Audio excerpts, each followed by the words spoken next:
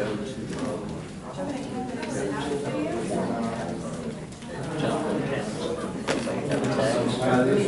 and anyway, you can definitely get Hi everyone. I don't know if I've met all of you, but I'm Erica Herrera in HR.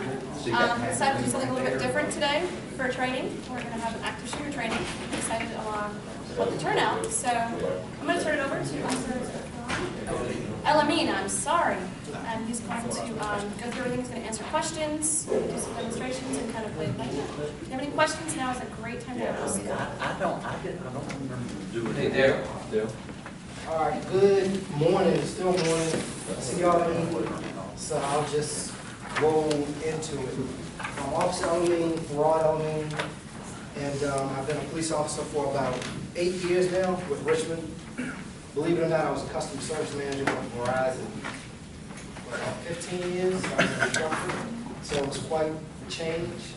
I love my job. I love getting to do things like this. And I got a bunch of war stories, but I'll try not to bore you with them. I'm basically here, we're going to talk about safety in your environment, in your workplace, and then I'm going to go into active shooter and things like that. But here's the thing, I'm pretty informal, and a lot of times I find that if I just talk about what I want to talk about, I end up missing the mark. So if you have questions, jump in and ask whenever you want. If you have comments, jump in and state them whenever you want, because I'd rather address what's on your mind as opposed to deliver what I think you want to hear. Is that cool? Yes, sir. All right, so I've got the handouts going around, and I don't really like doing handouts. I really just like talking because anybody can read. I just brought these so you can look at them and refer to them after the fact if you had any questions and I'm not around. I'm also going to leave my card, so you can email me, you can call me if you have questions regarding safety at your workplace. Okay. All right. So everybody knows that active shooters is pretty serious. All right. I'm not going to go straight into that, but I'm just going to talk about general safety at the workplace. Okay. So I want to start with some basic things. Does everybody work in this building, or are you guys all over the city? All over. All right, cool. So I don't know what everybody's buildings look like, but there are a couple things you can do. And a lot of this stuff is pretty obvious, but sometimes you have to state the obvious because people don't think about it. I just did a presentation off of Hermes Road, and they had somebody walk into the building, and the receptionist, greeted the person, and they said they wanted to use the bathroom. Okay, now the receptionist, she accommodated the person, and she went to check the guy in the bathroom and what have you. She goes back to her desk, but she lost track of him. Somehow he ended up grabbing her purse off the back of her chair and leaving. Okay, and it was a nice office building just like this, and you wouldn't imagine something like that happening. So just think about your office building right now. If you have a receptionist, think about the entrance, think about the exits and things like that. And especially if you're in the city, you have people who walk around. I call them, street people. Okay? Street people are pretty savvy. But here's the thing. They like to do what's successful, which is, the same for us too. But they want the easiest path so they can get what they want. All right? So this guy comes in, unassuming, hey, can I use the bathroom? She gets up to show him. He's gone with her purse. And I'm trying to tell you that happens all the time because criminals are usually criminals of opportunity. All right? Let's go into criminals of opportunity a little bit deeper. Parking lots. Everybody got parking lots at your buildings? Make sure you're locking your doors. We talk about that all the time. Criminals want the easiest way. If they're walking around in your parking lot and nobody's observing them, they're just pulling on doors. A lot of times it's teenagers that do that. But if that door comes open, they're going into your car. Okay? Even if it's just, I'll give you an example, an Altoid came. All right, so I have an assignment at a church over in our church here. It was a daycare, we do homework with kids and things like that. But I'm getting myself ready, I'm in my SUV, my F-150, and I go to, I'm looking at my phone, but I'm not really paying attention. Now I'm a cop, I'm in uniform, and not in my cop car, in my pickup truck. Lady comes up, she sees my Altoid can, she bangs on my window, scares the mess out of me, and I'm like, what's the deal? She was like, can I have those Altoids? And I'm like, seriously?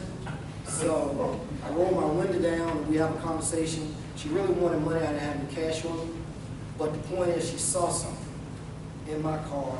Had I not been there, I don't know if she would have went in to get it. I don't know. I locked my doors, but the point is it drew her attention. So if you got a truck, car, whatever have you, your windows are not, super pitch black, which is illegal if you got Virginia tags. People can peer into your car, right? And if you got a car charger, they should. If you've got a phone, an old phone, if you've got, we had a lady who had an old one of those hand vacuums, busted her window, and the hand vacuum didn't even work. But in the city, we have these sites where they can take scrap metal, and I don't know how they stay in business, because the guys end up looking up where they know the stuff's stolen. But right now it's illegal. But people are they're like scavengers. They go to get whatever they can, especially if they've got drug habits, right?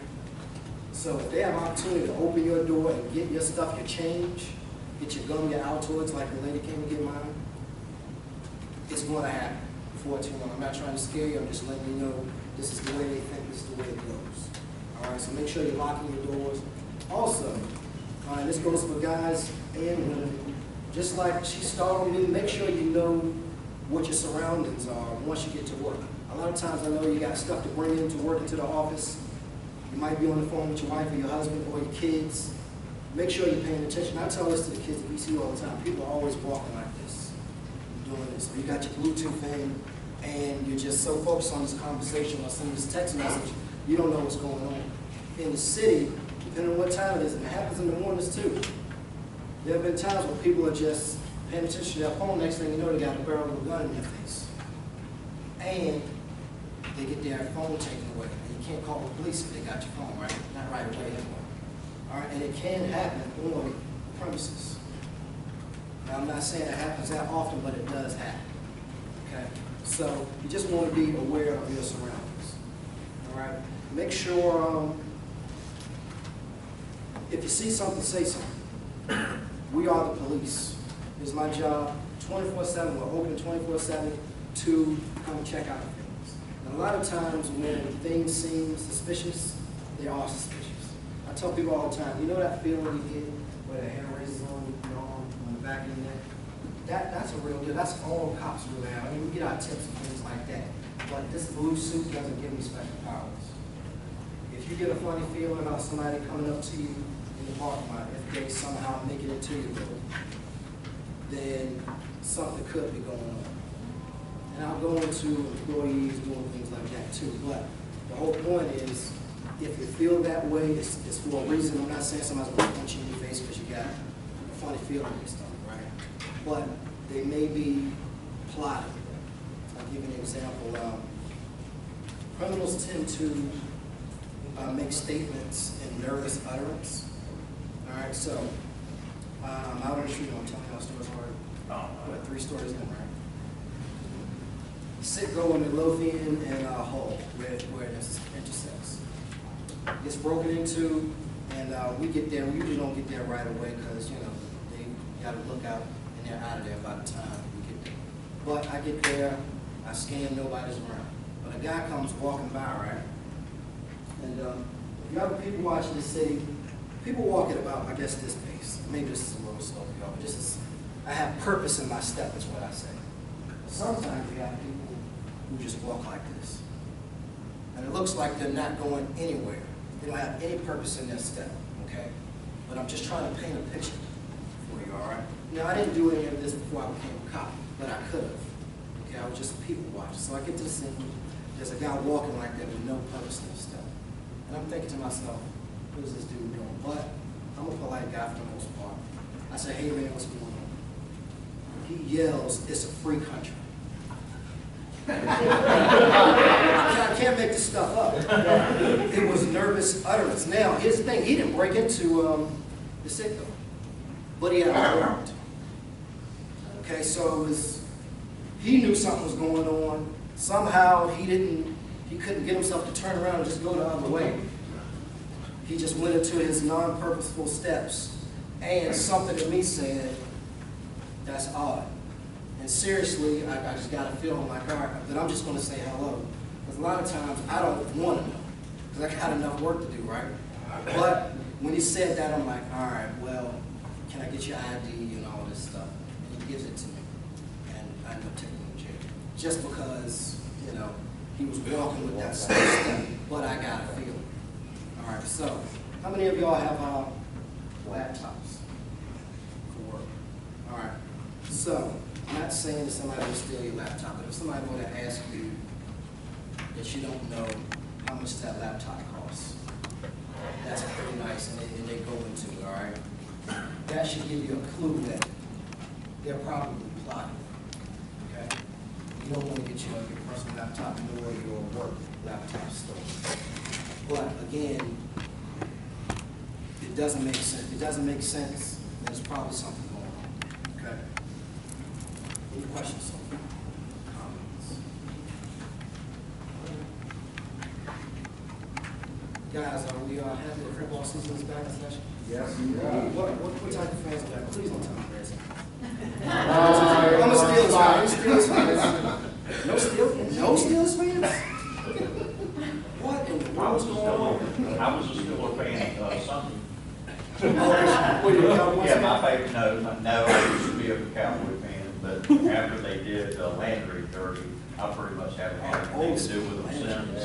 But I still, whoever's playing Washington is my favorite. All right, yeah, I don't know. Anyway, any question, please do it. You all over Yeah, I know, right? Yeah, last time the Redskins beat us, it was 1990. All right, no Steelers fans. I gotta write this down. Yeah. So,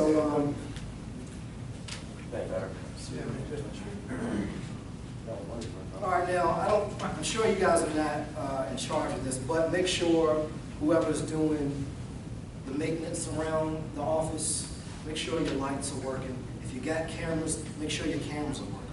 I can't tell you how many times people have cameras and they say it's recording, but it's not actually recording.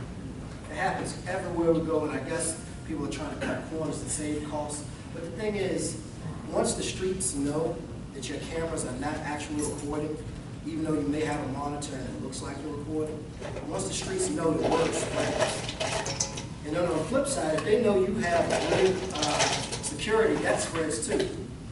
You're less likely to be broken into and things like that. Now, this building, this is like wonderful. I wish all businesses could look like this building. Now, a couple things that we like about buildings like this. We like glass. We like being able to see into buildings. So I just want you to think about your place of business right now. Keep the area clean. Like your parking lot, you don't want to have trash there. If you've got a broken down car sitting in front of your business, get that out of there. If you have shrubbery and things like that, shrubbery is good. We like that. We like plants and things like that because it makes everything look nice. Because criminals tend to think, if somebody cares about this particular place or property, they keep it moving. When they come and see graffiti on the wall, if a window's broken, believe it or not, 3rd Precinct in the city, we had a broken door. And I mean for years. It never got fixed. Now, nobody broke into it. But the point of the matter is, if you've got a broken door, and everybody knows the door on the side of this particular building is always open, so I can always go that way, that needs to be taken care of. Somebody can find out before too long. Okay? And believe it or not, we've got homeless people in Richmond, right? Everybody knows we've got homeless people, but the thing is, once they find a place they can stay and sleep, they do it all the time. We have churches. We had a guy who was actually living in the bottom of the church, in the kitchen. I mean, it was heated, air conditioned, fixing food, and he was doing it for years, and it didn't get caught until the new pastor came in, and he's, just doing a tour of the building, and he finds this guy, and the guy's looking at him like, he's wrong. He's fixing himself a sandwich, seriously, right in the church kitchen, and he's looking like, what are you doing here?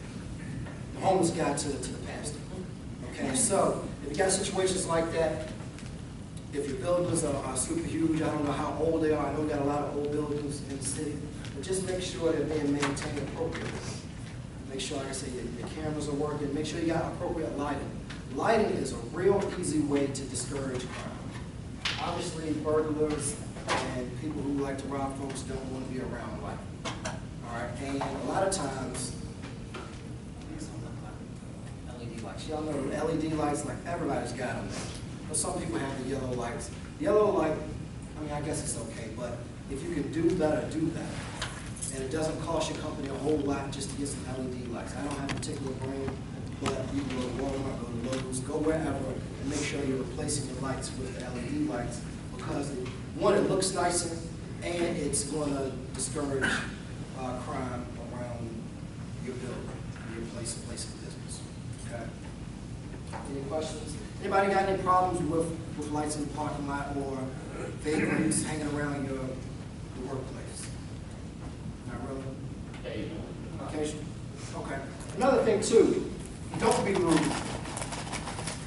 You don't have to tell them beat it, you bum.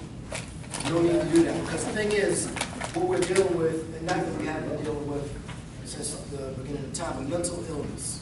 Okay, a lot of the homeless, it's a choice. People have chosen to make this their life, and they may have a mental issue going on. There's a cop, an ex-cop who's homeless, who is in, y'all know where the Arthur Ashton is? He lives around there. And he had some problems in his life. He lost his wife. And after he retired, he just couldn't deal with things anymore. So he chooses to be homeless. He's alive. He's doing, I guess, health-wise, he's doing okay. But mentally, something went wrong, and now he's chosen to have this life. And my only point is, if you do get somebody in your parking lot who comes to ask for money, you can be polite, but you can also ask them to leave. Another thing that helps us out a lot, I don't know if you've ever seen those no trespassing signs. Y'all seen no trespassing signs? Put them up.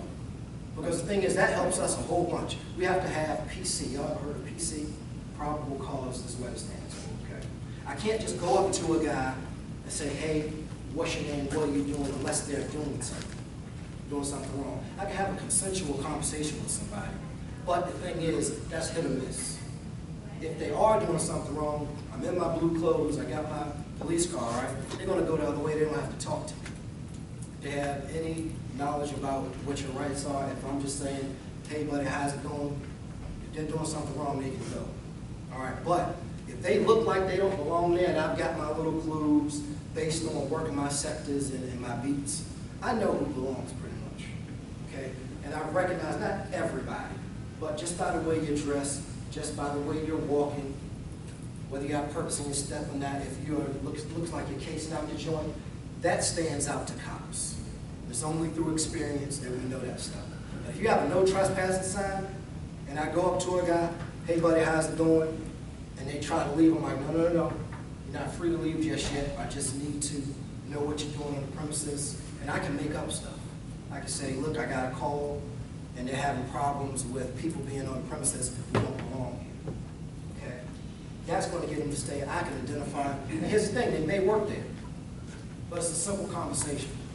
And again, the word gets around. There's this little short cop that keeps messing with us when we come to try to steal stuff out of the cars over at Acme business over on Broad Street. Okay? It gets around.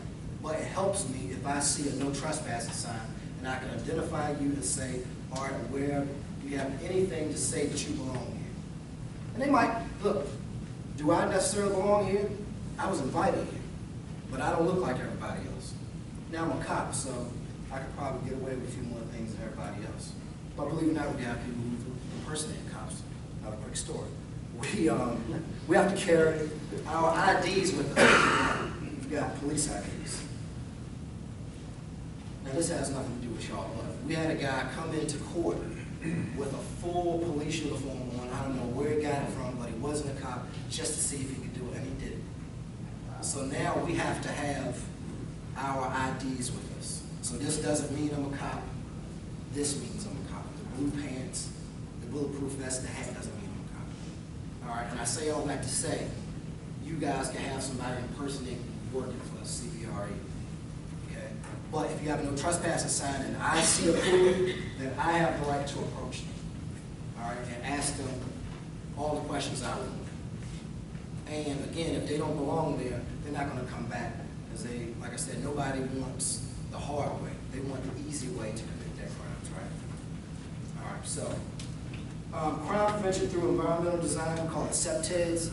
I kind of touched on it with the shrubbery and making sure the parking lot is nice and neat. Basically, again, criminals tend to commit crimes where they can't. Nobody cares. Touch on the shrubbery again. Make sure it's nice and neat and it's cut and trimmed properly. We like it because if somebody were to go into your building and you've got shrubbery all around, they're going to make an indentation in the shrubbery, right? We can sometimes find the entry point and the exit point based on this looks disturbed. This bush is a little out of place. Why is there indentation in this bush right here? We like that. Okay, but if your bushes are not kept up and they look like, you know, a hot mess, then that's going to attract people, and that's not going to really leave us, bless you, a lot of clues for us to catch the guy. And the thing is, not to say you want somebody to break in over and over again, but if they're successful, they're coming back. We had a guy over off, you know where the bus station is on Greyhound, right by the Diamond. We had a guy, man, now we actually haven't caught him yet, but this guy is something like out of the movies. He used to work there, but he basically cased the whole joint. He knows every door, he knows which locks don't work, he knows which cameras don't work, he knows which ones do, and he's hit them up for over $100,000 worth of stuff. He comes and gets pipes, copper, all sorts of stuff. And what he does is he has a hat on, so we can't prove who it is, but and we've had people sit on the building. He's getting in and out without us knowing. But my whole point is, you guys know, you work there every day, these are things to think about. So if you know, hey, the grass hasn't been cut or the shrubbery hasn't been taken care of here recently, you could have a fire employee who knows, all right, they just canned me, but I'm going to hit them up for a few things before I'm out of their hair. Okay, and it could become a recurrent problem. All right? So that's just a touch on CEPTEDS. Any questions so far? All right, so create an emergency plan. Everybody has a fire escape plan, right? Y'all practice that fire drills? Yeah. All right, so same thing with an emergency. All right? You want to, if you do have enough people in your office, you want to create a committee, okay, to say who's doing what. Who's calling the police, who's leading the people out, who's doing X, Y, Z, okay? Now, you can come up with your own plan. You don't have to do it the same way in all of your offices. It would be nice if it's uniform, just because it would be easier if you guys are going to different buildings, everybody knows the same plan. Having code words, if you have a PA system. Over off of Mechanicsville, they have a young lady, she's behind the glass, but she has a button that she presses, which activates the PA system, and she says the special code word to let everybody know there is an emergency. So that's really up to you, but it's nice to have a plan in place just in case something goes down, okay? Now, here's the thing. More than likely, your active shooter will be a guy. Okay, I haven't heard of too many situations where it's a female, but it could be. All right, but here's a couple things to look at. If somebody has domestic issues, okay, maybe their wife or maybe their husband is coming up to the job. It may not be necessarily an employee, but it could be a spouse of an employee. Okay, it could be an ex-employee. All right, but if you see these things, when you catch wind of it, let a supervisor know. I'm not saying you need to call the police right away, but again, we're going back to, hey, something doesn't seem right. If Bob is coming in and he smells like wild turkey and vodka things like that every single day, and he's got a black eye, maybe, you know, he's getting into it with his significant other at home, all right? Now, the thing is, that could just be leading down a path, and I'm not saying he's going to go get a gun and shoot up the place, but these are clues, okay? And it needs to be tended to. Everybody's got HR, and I'm sure Erica can tell you more than I can, but these are things that should be reported. Okay, just like if you're out on the street, if you see something, we always ask, just like I said earlier, say something. All right, so I can't say there's going to be one particular instance or situation that could cause somebody to do something so heinous, but these are some of the things, all right? They could be having mental issues, something going on at home, something they can't really handle, but they're bringing it to work. They're not able to separate the two. Also, how many of y'all hunters do we have here? All right, that's no Steelers fans, we got hunters. That's fine. Okay, so I'm guessing you guys can't have your shotguns, your rifles in your cars displayed on the rack, right? Okay? It's only your employees, I suppose, but we can't do that. Cops, almost all the cops I know are hunters. I'm not, but we can't bring rifles and have them hanging up on the back of our pickup truck. All right, so make sure, I don't know what the policy is for that, but I would think that you can't.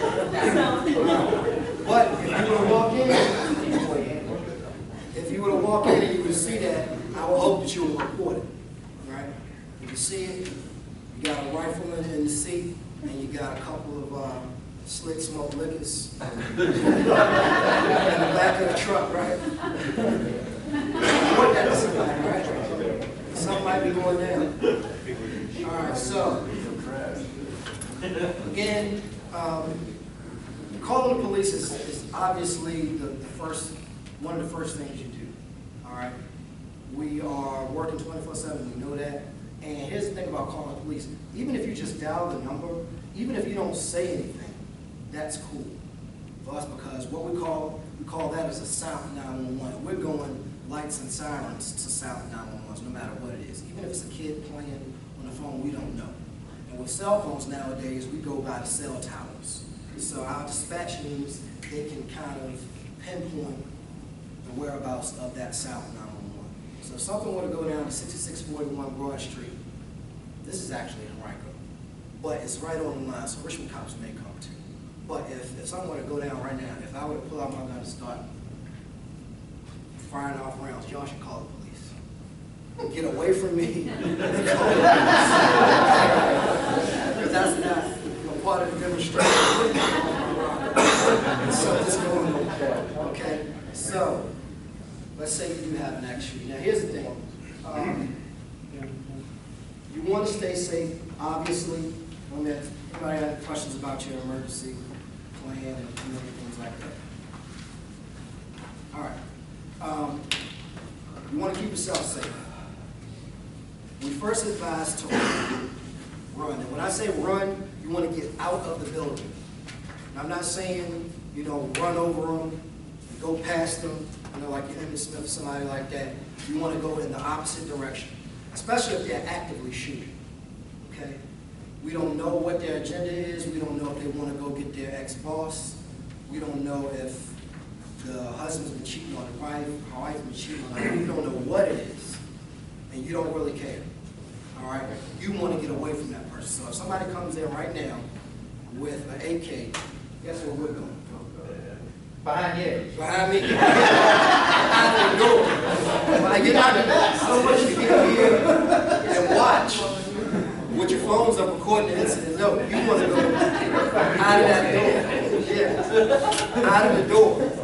All right? Because here's the thing. When people panic, they lose their train of thought. And people can freeze up. And what I don't want you to do is fly to this door and then hold the door shut so that the shooter can't get out.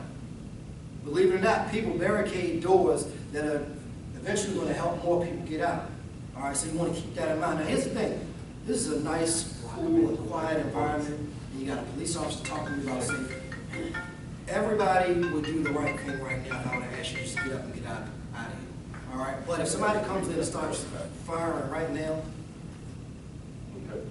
you got a different attitude, okay? So what I want you to try to remember is take a deep breath and go. You want to run and you want to get out of the building. I mean, if you see people on the way, you can shout, hey, they're shooting, let's go. You don't want to stop and chat about it. You don't want to get some help and go try to be a hero. Go the other way. All right, now let's say you can't necessarily run out of the building. Then you want to hide. That's the next one. All right? And when you hide, obviously you want to get it into a good hiding space. And you want to make sure you got your phone on. All right? And that's when you're going to make a phone call. Don't make the phone call while you're running. Make the phone call if you end up having to hide somewhere. Okay? Now, it's fine to barricade if you know you can't get into an exit.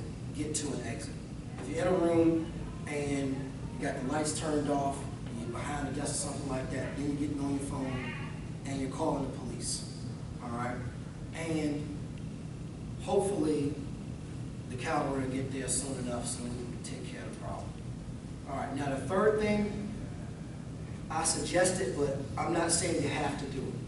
Fight it. Okay? Here's the thing. If one person comes in with a gun, eventually we probably could overtake him. All right, depending on the type of shot he is or what type of gun he has. But here's the thing. That's not really your job.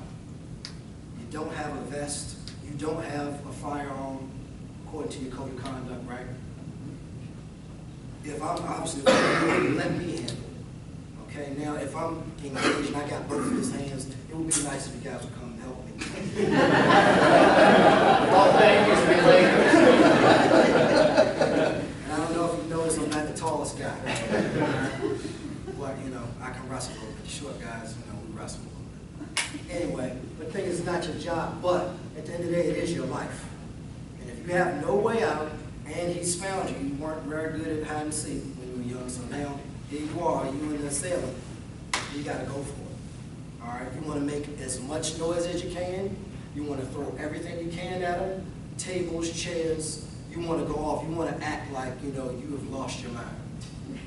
I'm serious, because just like if you were to encounter a bear or something like that, or a wild animal out in the woods, you want to make a bunch of noise and make them to go the other way, make them think, wow, they're crazier than I am. Okay? Now, hopefully that won't happen. And the thing is, in the city, we have some really good response times. But really, 30 seconds is an eternity if you've got somebody willingly and actively shooting people, right? And the protocol with us, if they're active shots, we got to come in right away. Even if I'm by myself, I can't just wait for the guys, you know, I'm standing on the door waiting to go in. I've got to go in. My general order says I've got to go in right away.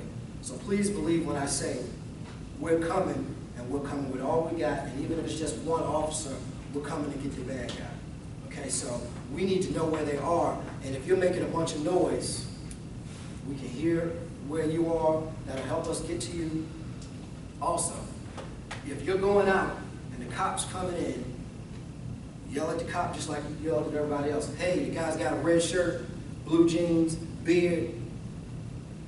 Now again, I know you got a gun in your face, you're probably not paying attention to that stuff. Try to do a quick once over. Is he black? Is he white? Is he old? Is he young? Is he short? Is he tall? Is he heavy set? Because here's the thing, if they're dressed like you, what's to stop them from putting the gun down and running like they're one of the victims? Oh my goodness, officer, he's this way. Okay? But if 5 people have said, got a black shirt, blue jeans, he's got a bald head, goatee, Steelers shirt on. Are you shooting that set? I'm coming in, and I'm looking, everybody's running, and this guy's running too. I'm like, that kind of looks like my description. And if you do get a chance to talk to the dispatch representative on the phone, give us that description. Call us and say, you're shooting in my building, and hang it up. That'll get us there, but it's not going to help us, because I don't know who's shooting. And the thing is, we're all human beings. So we don't know. We don't have a magic power to say, oh yeah, I know it's that guy. And again, I'm human. I don't have superpowers. My adrenaline's going to be rushing. And believe it or not, has everybody heard gunfire in here before? Pretty much everybody. How many of you run to the gunfire?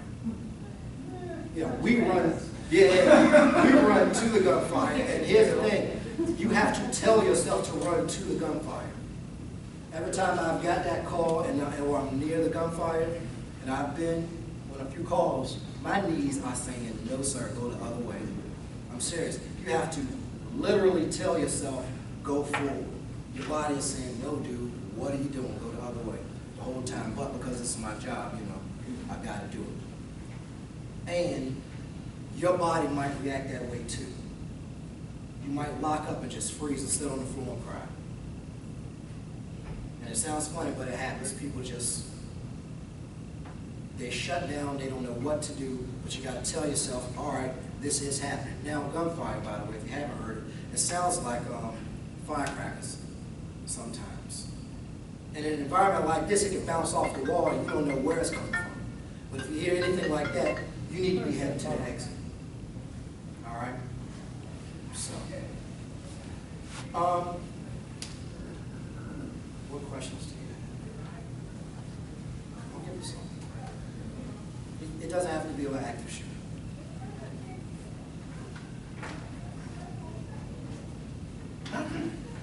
Well, we have odd situations that happen in the buildings. Okay. It's not, it's only on occasion. All right. But here's the thing. How do you know it's odd? Is it the conversation? Is it the feeling you get? It's like the next day you come in. Beds, ruined, the potted plants through the door. Yeah, just freaking out in the lobby. Yeah. We got to break in. They chose behind the cedar tree to bust the glass to get in and Front get out. door out. Kicking front doors out. Y'all had a guy in your building that had no shirt on with the spear with blood on it. Right. Y'all have a lot of We had prostitution, we had that. Y'all have streakers. We've Yeah. got three good, yeah, we've had Forest officer. Forest Hill? Oh, yeah, okay. That forest officer. So here, Oh, that's a right one. Yeah, it is. All right, okay. Guy was sitting in his car on the phone with his wife at lunch, and the guy comes and busts the glass door next to him and gets in the car next to him and steals it. We don't have a problem, Joe. Calls us, he's like, tells somebody, hey, I'm not calling you back, somebody stealing the car next to you. Wow. Okay, well, here's the thing. It's just random stuff. It does happen, but a lot of times, if you're paying attention, it didn't just happen by happenstance. That person has been casing the place out for a couple of days. Now, it could be a situation where they just got out, somehow they found themselves in Forest Park, and they're looking for an opportunity. All right? But again, most of the time, it's somebody who's kind of familiar with the area, who catches a bus in that area, who walks back and forth in that area, who's homeless in that area. They're looking, okay, I may have an opportunity here. And just like police officers, people watch, criminals people watch. They're looking for the people who are not paying attention. So again, like I said, when you're getting out of your car, make sure you don't have a bunch of stuff in your hand, your clipboard, your phone, whatever it is you're taking to work, make sure your head's up and on a swivel so you know what's going on. When you guys are doing your statistics, are y'all finding that more and more crime is occurring because of the cell phone? Because everybody seems to be like not coherent to the environment. They're just all enthralled with freaking us. The thing is, I don't know if there's, we don't collect a stat like that, but I know it's gone up because Yes. it's, I mean, it's just, you put two and two together, Right. and it just comes down to not paying attention. Right. With VCU, with the kids, they have 2 earbuds in and looking down, and I'm talking about crossing the street. I hate driving down there because they don't care about you driving and things like that. And there's this game called Pokemon Go. Oh my God, that place is great. Somebody got knocked upside the head over in Jackson Ward, looking for Pikachu or whatever. It happens. But the thing is, nothing is new under the sun. It's just the fact that they're not paying attention. Right. And the cell phone is just the most modern distraction. But you can have stuff going on at home. You know, you can be down about something. You know, what's going on? Say we're at a building, or we deal with buildings, we talk to our tenants, all that kind of stuff. They get a feeling, maybe a residential building, they get a feeling it's a drug dealer, something like that, or somebody in the building is concerned about something. Who do we report that to? Call the the general number, or? Yeah, well, the non-emergency number, I don't know what it is for Henrico, but it is 5100 in Richmond, 646-5100. I mean, if we were assuming it's like a drug dealer or whatever, do we try to get a hold of specific detectives, or do we just call the general number? Just call the general number and give the information and have somebody come out. And the thing is, 9 times out of 10, they're right. When people see stuff like that, they're right. It's just that we've got to prove it, but leave it up to us to figure it out. We had, I did a presentation over at Old Folks Home off of Carey Street, and 80-year-old dude selling heroin out of his no, he was making a lot of money.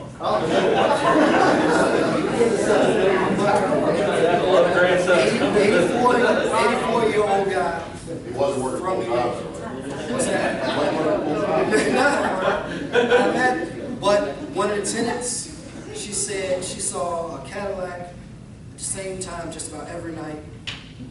Seeing this guy, and he goes in, it was just an exchange. She couldn't see what it was. It was pretty much the same time, once a week, same time at night. And he just go up into his room, and people just visit his room. You can have visitors, and they leave his room. But they suspected he had heroin. Now they end up getting him, but he was 84 years old, and I mean, they said, listen, and he went to jail for a long time, from my understanding. So security wasn't covered.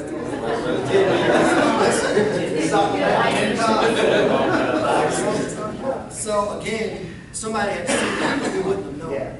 So yeah, if you get that call or get that suspicious tip, we want to know, because this is what we do, you know. Work 24/7, and we come out for everything. I've answered calls where mothers are upset because their daughter's talking back to them, and I've got to go. So we got to come out to everything, seriously. That's just the way of the world right now. Yes, sir. Say outside of the workplace here, I suspect a lot of sort of concealed carry people. What are the rules of engagement for an active shooter in terms of somebody shooting back? Great question. So you're saying you got a concealed permit, active shooter comes in, and you're engaging. Correct. It's self-defense. It's just as simple as that. If you are in a place and you see somebody's doing something unlawfully and your life's in danger, then you do have the right to go back at that guy. But let me just say this. If you engage and the cops come, how are we going to know who's who? Right. Yeah, then once we do that, we pull it. Let's say that he has resolved the situation, and now the police are on the way. Does he separate himself from the gun and wait next to the body? How does that work? Here's the thing. Here's about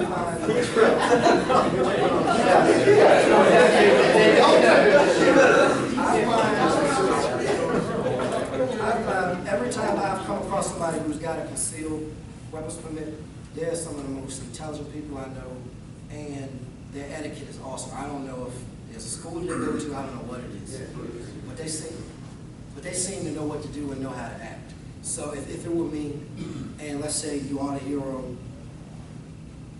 you definitely need to separate yourself from the weapon, and even if it's just putting it somewhere else, but coming to the cop with your hands up, because we don't want to see a pistol if we've heard there's an active shooter. We don't know that you just put this active shooter down. If you come at us and I see your shirt raised and I see a pistol here, there's a good chance I might shoot you. If I know that there was an active shooter, because I'm thinking you're trying to trick me. So I would separate yourself from the gun, but talk calmly with your hands up. Officer, I approached or I confronted the assailant, and you might even want to get down on your knees or what have you and just talk to me calmly, because your state of mind is really going to determine how I react. But if you're coming to me trying to high-five me with a pistol in your hand, that's not going to work for me. Yes, sir. In some previous training that I've had regarding this, it was brought up, which is a good point. Active shooter comes in, gets taken down, all that kind of stuff, everybody runs out of the building. How long is the investigation going to go on before we can actually get back in to get our car keys and whatever else we need? I'll tell you what, about Yeah, that, maybe. I wouldn't say a week, but you're definitely not going back in that day, and probably not the next day either, because if there are any casualties, forensics has to come in, and if it's, especially if it's, more than like 4 or 5 people, we try to break it down and do an investigation on everything, because we don't know if the place is booby trapped, we don't know if this is a setup to get everybody to let their guard down, and there's a subsequent ambush, things like that. We've got to think about all of those things, because just like in war, sometimes they wing people just to get somebody else to come out. And we had to read a book when I was in the academy. It didn't happen here. I can't remember where it happened, but they went to over school. They didn't shoot people right away, but they had booby trap doors, and it was just the details. But the thought that was put into this heinous act, it was ridiculous. It was pretty lengthy, and the first wave of cops and so forth didn't get the job done.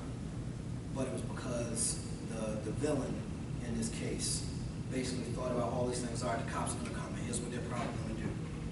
And they had a counter strike, so to speak.